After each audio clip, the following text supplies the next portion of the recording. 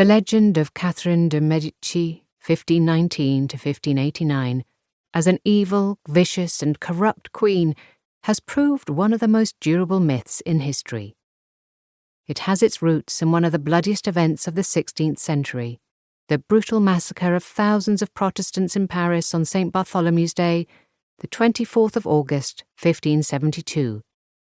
For Protestants, it was her hands that were red with the blood of these innocent men, women, and children, an accusation all the more compelling after Pope Gregory XIII warmly congratulated her on what he saw as a stupendous Catholic victory, so stupendous, in fact, that he had scenes of the triumph painted on the walls of the reception hall in the Vatican.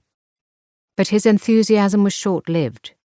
She was soon a figure of hate for him and for most Catholics after it became clear that she had no intention of embarking on a campaign to eliminate the rest of the kingdom's Protestant heretics.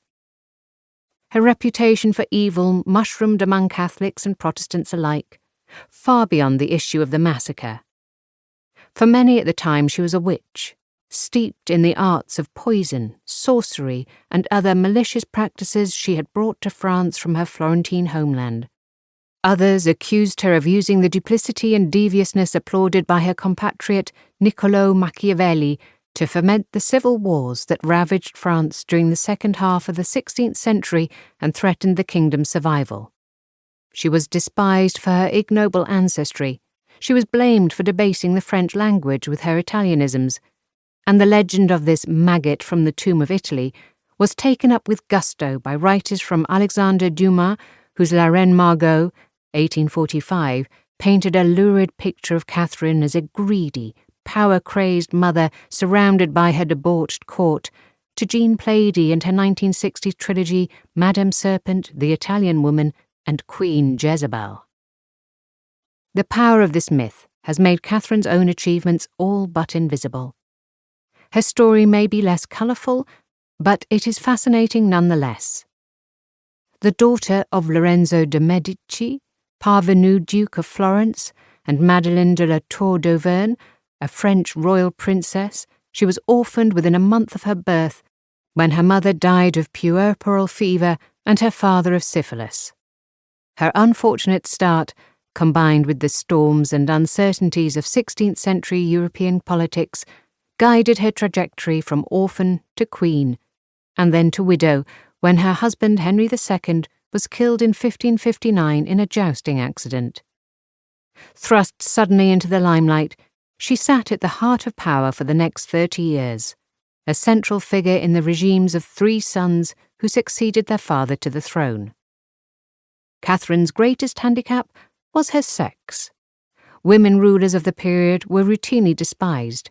A threat to established male social norms, they were invariably dubbed domineering, devilish, or just plain stupid. And even more opprobrium was heaped on those who were powers behind the throne, particularly in France, where women were barred from wearing the crown itself. Fashioning herself first as loving, dutiful wife to a husband who flaunted his mistress in public, and then, after his death, as devoted widow and mother to their children, she created an image for herself that enabled her to rule in a country where females were not welcome in the structures of power. It also provided appropriate themes and subjects for both state occasion and private ornament.